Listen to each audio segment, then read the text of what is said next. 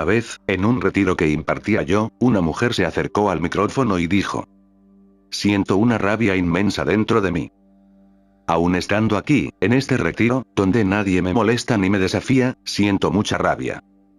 Miro a las personas y advierto que las estoy juzgando y tengo resentimientos hacia ellas, sin el menor motivo. He pasado una gran parte de mi vida sintiendo mucha ira, muchísima. Yo advertía en sus ojos y en su postura corporal que aquellas emociones, la ira y la rabia, habían invadido todo su sistema, en efecto. Lo que dije fue lo siguiente: no quiero hablar contigo. Quiero hablar con tu rabia. En un primer momento me miró con cierta perplejidad. No entendía lo que yo quería decir, de modo que se lo repetí. Dije: quiero hablar con la emoción de la rabia. Dime cómo ve la vida, lo que piensa de los demás. ¿Qué juicios hace de las personas más importantes de tu vida? Ella me miró con expresión de horror, y dijo: oh, no. Eso no. Sí, sí, sí, dije yo. De eso es de lo que quiero hablar contigo. Quiero que des voz a la rabia. Deja de considerarte separada de ella, deja de intentar librarte de ella. Permite por un momento que tu mente sea un reflejo de ella. Afortunadamente, era una mujer muy valiente. Como había sufrido tanto, estaba dispuesta a arriesgarse, de modo que se puso a hablarme desde la emoción de la rabia. Lo que salió a la superficie fueron todos sus pensamientos e ideas tóxicas, todos los modos en que su mente había formado conclusiones acerca de la vida y de las personas de su vida, muchas de las cuales se basaban en momentos muy difíciles que había vivido en su infancia y juventud.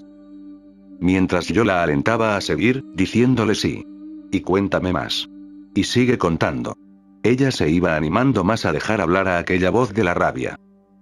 Cuando lo hizo, le salieron de dentro todos los juicios, las culpas y las condenas. Y después de haber hablado de este modo durante un rato, empezó a surgir una voz más suave. Era la voz del dolor y la pena profunda. Estaba dando voz, literalmente, a su dolor y a su sufrimiento. Y mientras lo hacía yo empecé a ver con exactitud por qué sufría tanto. Deja hablar a tu sufrimiento.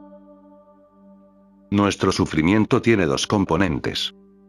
Un componente mental y un componente emocional. Solemos considerar estos dos aspectos por separado, pero en realidad, cuando nos encontramos en estados de sufrimiento profundo, solemos estar tan abrumados por la experiencia de la emoción que nos olvidamos y nos hacemos inconscientes del cuento que tenemos en la mente que está creando y manteniendo ese sufrimiento. Así pues, uno de los pasos más vitales para abordar nuestro sufrimiento y superarlo es empezar por acopiar el valor y la disposición necesaria para vivir verdaderamente lo que estamos sintiendo sin maquillar lo que sentimos. Para permitirnos de verdad a nosotros mismos mantenernos en la profundidad de nuestras emociones, debemos dejar de juzgarnos a nosotros mismos por lo que surja, sea lo que sea. Te invito a que dediques algún tiempo, media hora, quizá, a permitirme a ti mismo sentir, sin más, lo que hay, a dejar que surja cualquier sensación, sentimiento o emoción sin intentar evitarlo ni resolverlo. Deja que surja sin más lo que hay.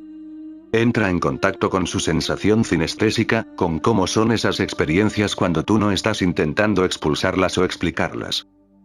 Limítate a sentir la energía de la emoción o de la sensación. Puedes notarla en el corazón, o en el plexo solar, o en el vientre. Procura identificar dónde está la tensión en tu cuerpo, no solo dónde está la emoción, sino qué partes del cuerpo sientes rígidas. Puede ser el cuello o los hombros, o puede ser la espalda. El sufrimiento se manifiesta en forma de emoción profunda y dolorosa, en muchos casos, y también de tensión en el cuerpo. El sufrimiento también se manifiesta en forma de determinadas pautas de pensamiento circular. Cuando sientas una emoción determinada, permítete a ti mismo empezar a oír la voz del sufrimiento.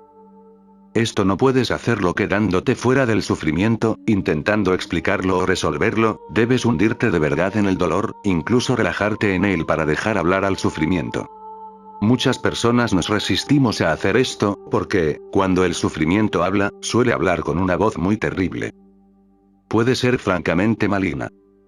La mayoría de las personas no queremos creer que llevamos dentro una voz como esta, a pesar de lo cual, para pasar más allá del sufrimiento es fundamental que nos permitamos a nosotros mismos vivirlo en su totalidad.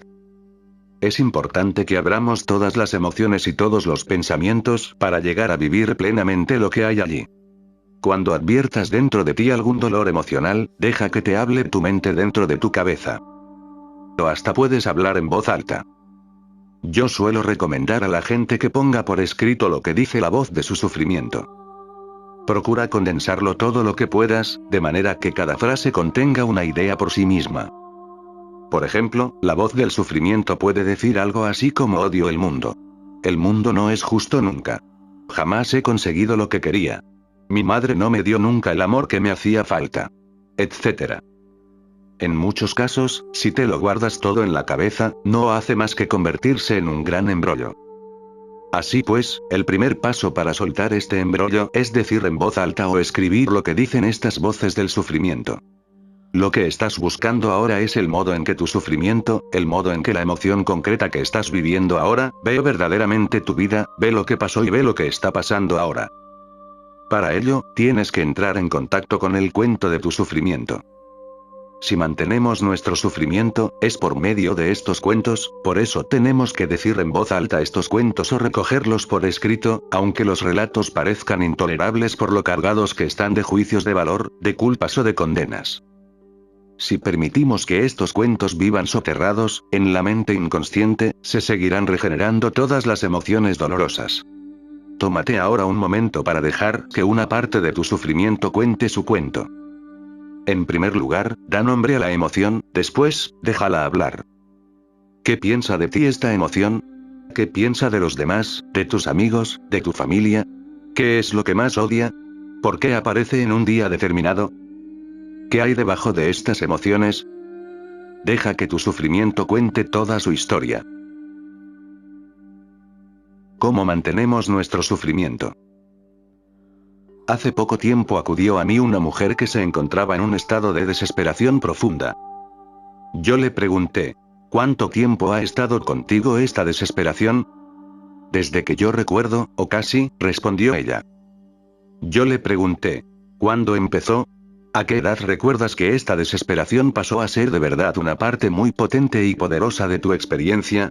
Ella me contó que una vez estaba acostada en la cama y lloraba, llamando a su madre, y su madre no venía. Ella seguía llorando, llorando, y su madre seguía sin venir. Me dijo que por entonces tenía unos 6 años. Allí acostada, empezó a sentirse abandonada. Esto es muy corriente entre los niños pequeños. Cuando somos muy pequeños y tenemos ansiedad, sufrimos o estamos tristes o simplemente confusos, lloramos como cosa natural.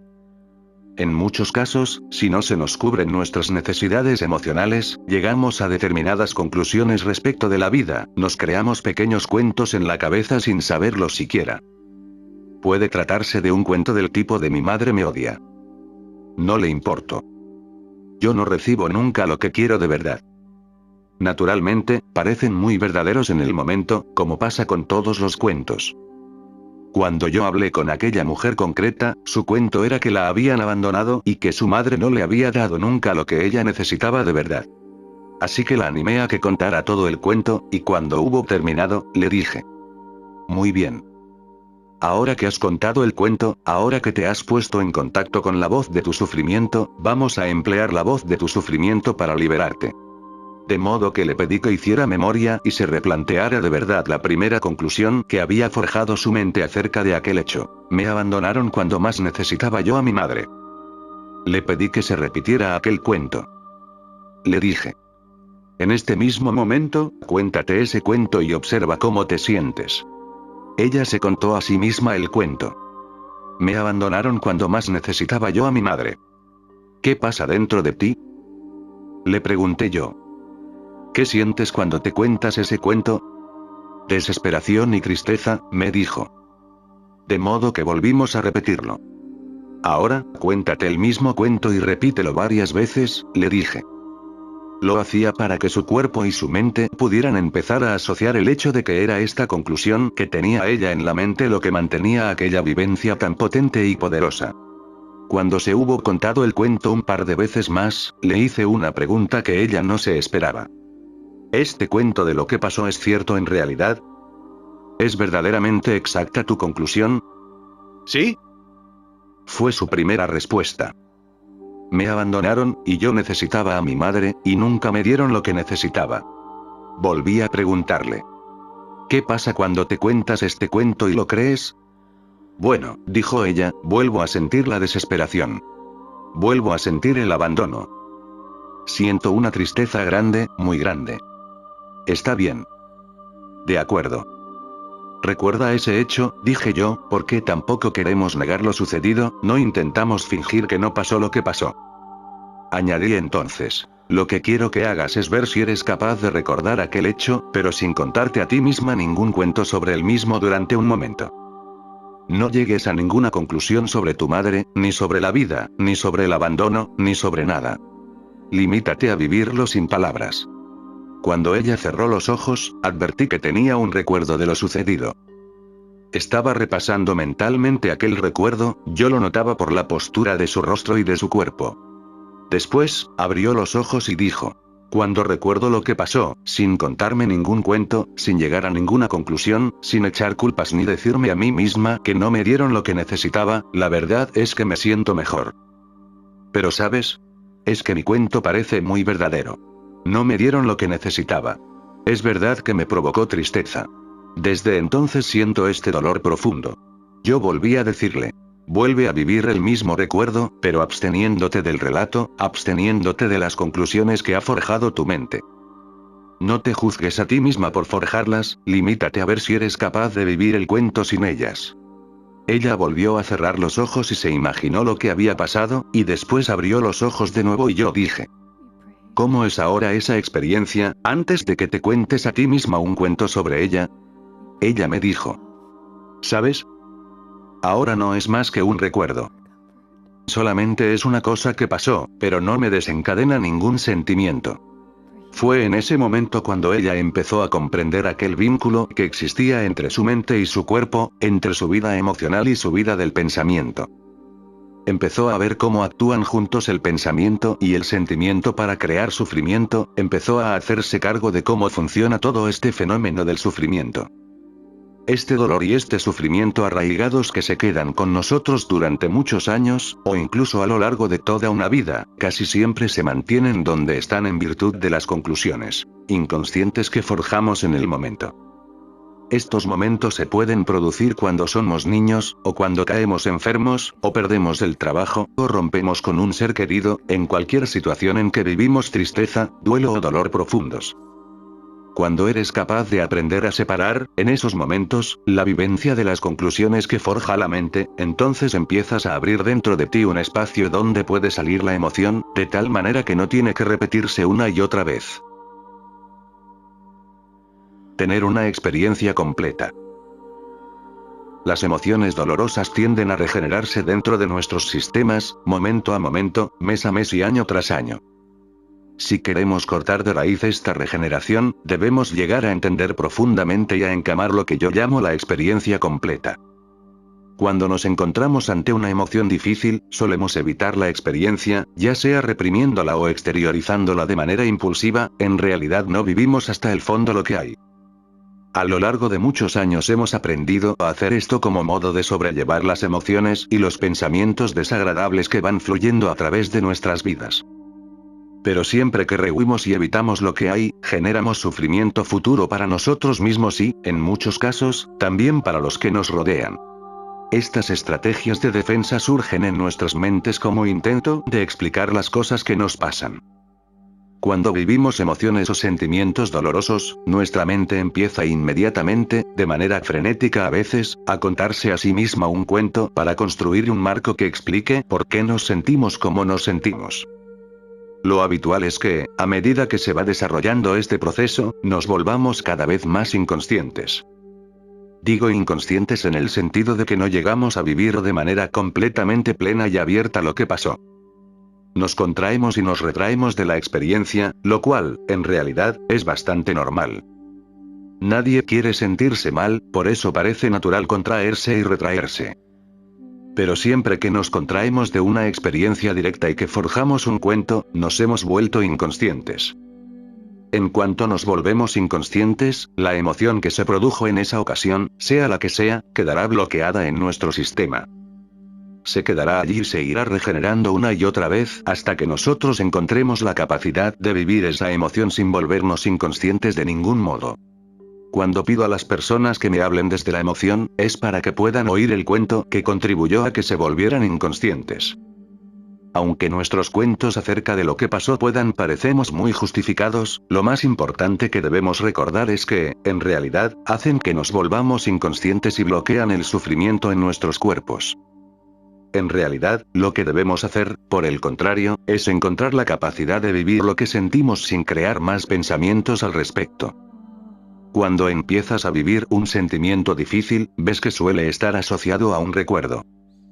Cuando vuelvas a reproducir en tu mente ese recuerdo, si lo dejas estar sin que vaya acompañado de un cuento ni de una conclusión, empiezas a sentir que la emoción se libera de tu sistema.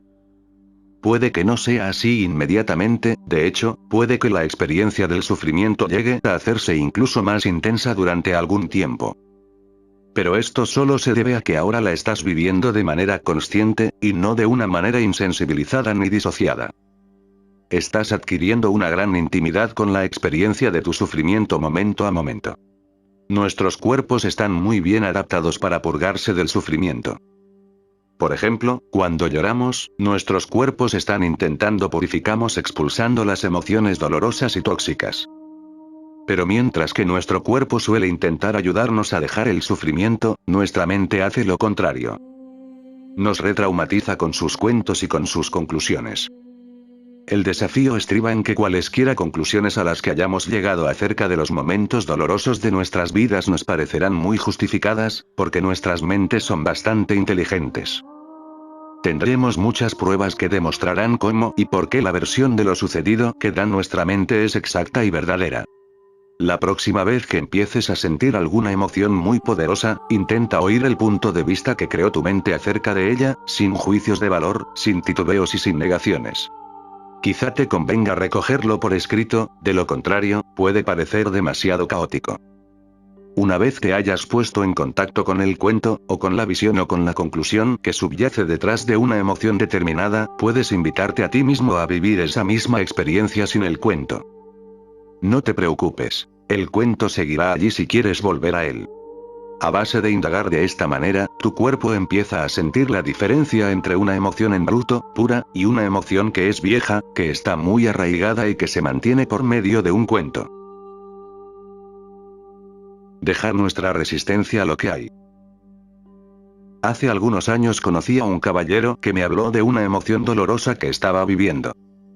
Le pedí que me hablara desde la emoción, que me contara qué sentía la emoción acerca de él, acerca del mundo y acerca de los demás. Él miró en su interior y dijo: ¿Sabes, maestro? No encuentro ningún cuento. Lo hay. Dije yo. La verdad es que no lo encuentro, dijo él. De modo que le animé a que pasara una semana o dos sin hacer otra cosa que estar con la emoción, y que volviera después a contarme su experiencia. Unas semanas más tarde hablamos de su sufrimiento. Me contó que había pasado cosa de una semana con él, buscando atentamente cualquier cuento que pudiera haber. Al principio no era capaz de encontrar nada. Después, comprendió. Si no podía oír el cuento de mi sufrimiento, si no podía oír el punto de vista de mi sufrimiento, era porque yo mismo me estaba apartando de él. No era más que testigo de ello. ¿Sí? Dije yo. Para vivirlo plenamente, tienes que dejar de ser testigo de ello.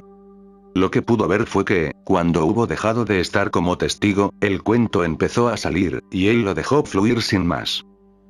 Vio por medio de este proceso que lo que había bloqueado el cuento en su sistema había sido aquella combinación de sentimiento y de pensamiento, y cuando fue capaz de dejar salir a los dos, incluida la parte intelectual del cuento, la basada en los pensamientos, la emoción se despejó por sí misma. En otra ocasión conocí en Hawái a un hombre que había contraído la polio siendo niño. Tenía un síndrome por el cual algunos síntomas de la polio volvían a aparecerle de adulto. Llevaba en el cuello y en los hombros un armazón, que era literalmente como una jaula, y que servía para sujetarle la cabeza en su sitio, por los grandes dolores que sufría en el cuello, en los hombros y en la espalda. No podía funcionar sin que se le sujetara la cabeza, y tenía que tomar grandes dosis de analgésicos cada día para salir adelante. Me contó que un día, hojeando un libro en una librería, leyó la frase siguiente: no es necesario resistirse al dolor. Y, según me dijo, aquellas palabras le llegaron tan hondo, de alguna manera, que literalmente dejó caer el libro y se puso de rodillas. Estaba tan aturdido que se quedó allí, inmóvil, durante cosa de un cuarto de hora. Me comunicó que aquel pensamiento, aquella idea de que no tenía necesidad de luchar contra su dolor, era tan inusitado y tan poderoso que lo hizo ponerse de rodillas. A él, como a la mayoría de los seres humanos, le parecía absolutamente lógico luchar contra su dolor. No hablo ahora del dolor emocional, sino del dolor físico, del dolor en bruto que tienen que soportar a diario muchas personas. Aunque podamos ser capaces de liberarnos del sufrimiento, el dolor constituye una parte muy importante de la vida humana. Por mucho que nos liberemos, todavía estaremos sujetos de cuando en cuando al dolor físico, en bruto. No podemos huir del dolor, pero lo que sí podemos hacer es cambiar nuestra relación con él. Lo que me dijo aquel hombre fue que, cuando se hubo levantado del suelo de la librería, cuando se hubo recuperado del asombro que le había producido aquella breve frase, se volvió a su casa y, durante los días siguientes, observó que sufría mucho menos dolor, cerca de la mitad que el día anterior mismo. Fue a ver a su médico y le pidió que le bajara la medicación contra el dolor. El médico le advirtió que aquello podía no ser buena idea, y el hombre se marchó. Volvió al cabo de una semana y dijo al médico: no. Estoy dispuesto a bajar la medicación contra el dolor. Lo estoy de verdad. No, no, dijo de nuevo el médico. Creo que debemos dejarla como está. Por fin, el hombre preguntó al médico: ¿por qué no quiere bajarme la medicación para el dolor? Le digo que no estoy sintiendo el dolor con la misma intensidad que antes. ¿Está pensando en matarse?, le preguntó entonces el médico a su vez. Cielos. No, dijo el hombre. Nada más lejos de mi intención. Sencillamente, me he dado cuenta de que no tengo que luchar contra mi dolor, y este descubrimiento ha cambiado espectacularmente mi experiencia. Bueno, le explicó el médico, es que, a veces, cuando las personas que tienen muchos dolores dicen que quieren dejar la medicación para el dolor, es porque han decidido quitarse la vida, y esta decisión les produce una sensación temporal de liberación. Yo me temía que usted quisiera reducirse la medicación por este motivo. El hombre explicó al médico que no era así en absoluto, le explicó su descubrimiento de que ya no tenía que luchar contra su dolor, y cómo le había desaparecido casi todo el dolor por haber descubierto aquello. Antes, la lucha que mantenía su mente contra la sensación de dolor le había agravado mucho el dolor mismo. Yo también he tenido una experiencia muy semejante a esta. Hace algunos años tenía unos dolores de estómago que me hicieron acudir al hospital varias veces para recibir tratamiento. En una ocasión terminé en la sala de urgencias, doblado sobre mí mismo por los fuertes dolores. No había experimentado nunca una cosa así. Mi mujer preguntó a la enfermera si podían darme unos analgésicos, pero ellos repetían que no podían darme nada mientras no me viera un médico. Como otras muchas salas de urgencia de nuestro país, estaba abarrotada, y el médico tardó casi 3 horas en verme. Mientras esperaba, el dolor fue agudizándose, y cuando quise darme cuenta estaba acurrucado en posición fetal sobre una silla, temblando literalmente mientras mi cuerpo entraba en shock. El dolor era tan intenso que me reducía el campo visual y tenía la impresión de que iba a perder el sentido. He de reconocer que en parte deseaba desmayarme. En el transcurso de aquellas horas alcancé un entendimiento profundo, distinto de ningún otro que hubiera tenido antes. El de que era vital para mí no resistirme al dolor de ninguna manera. Si tenía el menor pensamiento sobre el futuro, o sobre cuánto podría durar el dolor, o sobre si se acabaría alguna vez, el dolor se volvía más intenso todavía. Como reacción a este entendimiento, me quedé con lo que estaba sucediendo, sin pasar a ningún otro de los pensamientos que podían presentarse en potencia. Me fusioné con el dolor, literalmente. No quiero decir que con aquello se me pasara el dolor, ni que no me encontrara en una situación muy difícil, pero la diferencia era que yo no sufría. Tenía un gran dolor físico, pero no sufría. Me quedó claro que el sufrimiento y el dolor son, en realidad, dos cosas distintas. El sufrimiento surge de nuestra resistencia a lo que es. Esto es lo que nos provoca sufrimiento psicológico o emocional. El dolor es una consecuencia inevitable de la vida. A veces vivimos cosas que son muy dolorosas. Hay personas que viven toda la vida con dolores crónicos. Hablando con personas que sufren dolores crónicos y que han practicado introspecciones profundas, descubrí que las personas que mejor afrontan el dolor no se creen nada de lo que piensan acerca de su dolor. No se creen los pensamientos que tienen acerca del futuro, y no complacen a su mente intentando racionalizar el dolor. Lo que me han dicho todos es que, cuanto más consienten que intervengan sus mentes, más miedo sienten ellos y más se agudiza el dolor. Abandonar nuestras conclusiones acerca del pasado. Cuando miramos directamente aquello que sustenta nuestro sufrimiento, las ideas y las conclusiones de la mente, puede resultar bastante difícil dejarlo todo, pues estas conclusiones parecen muy razonables y justificadas en muchos casos.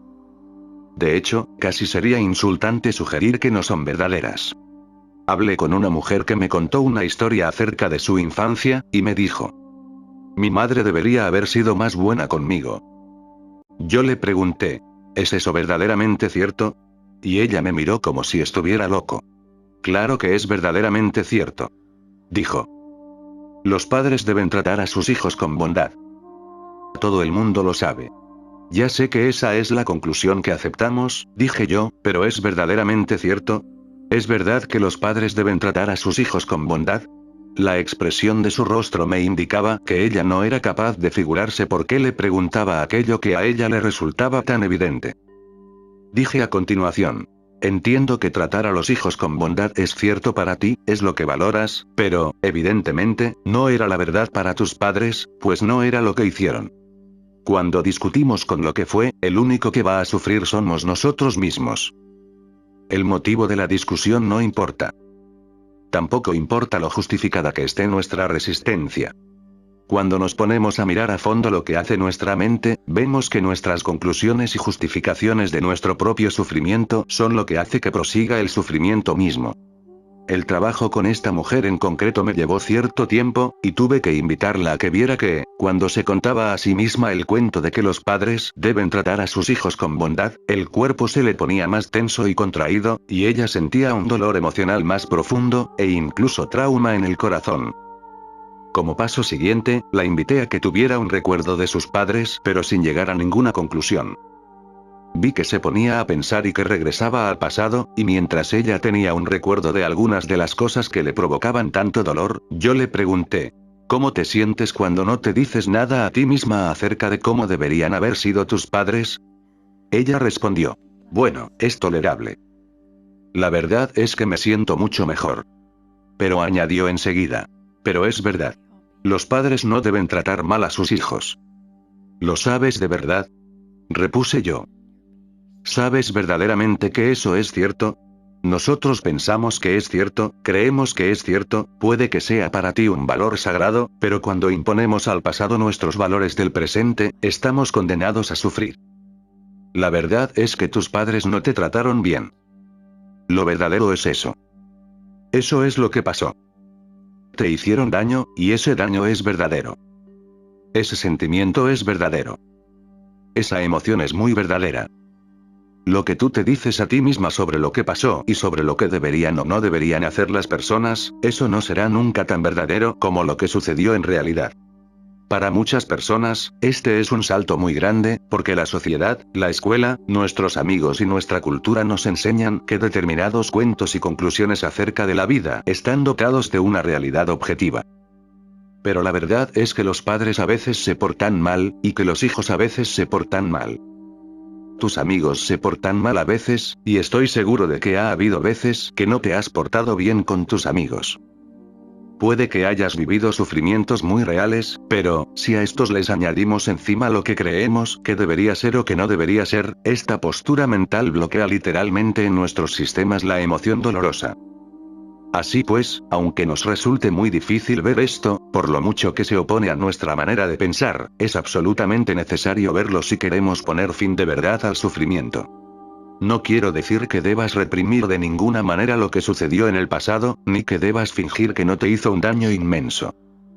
No pido a las personas que se cuenten el cuento contrario. Si los padres tratan mal a sus hijos, no pasa nada.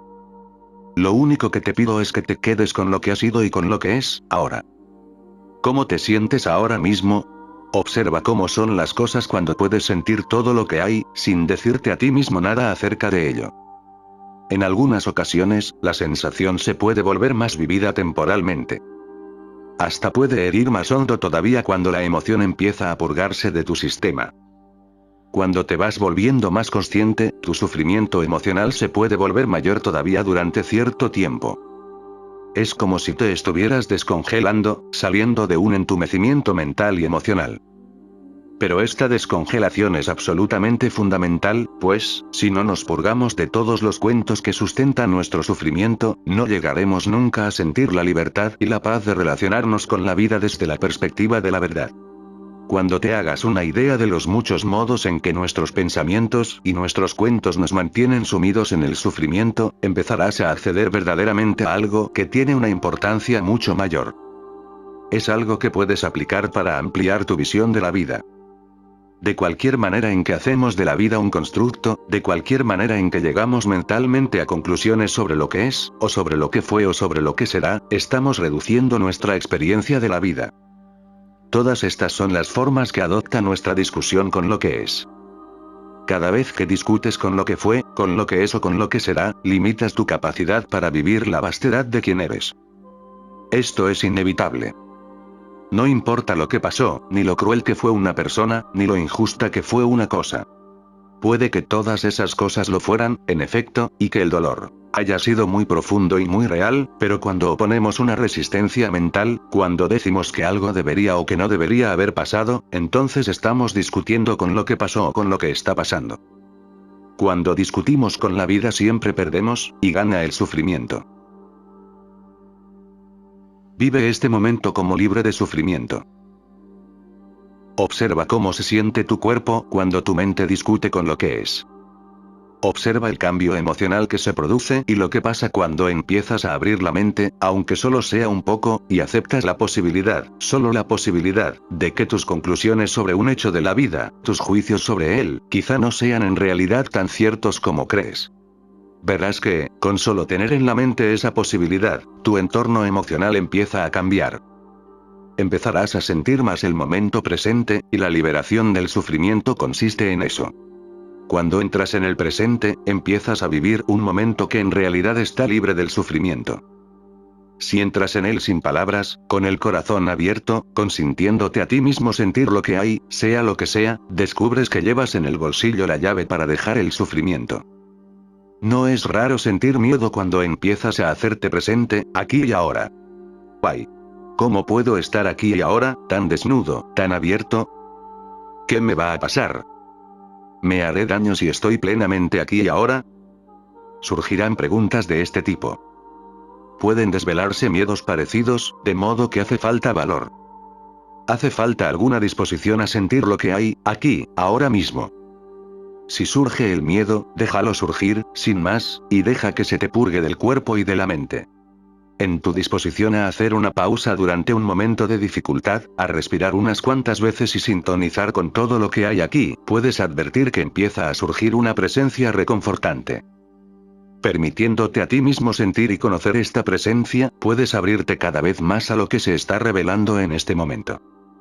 Aunque produzca miedo, hay una sensación subyacente de bienestar que está siempre contigo, plenamente disponible, aunque tú no te sientas bien.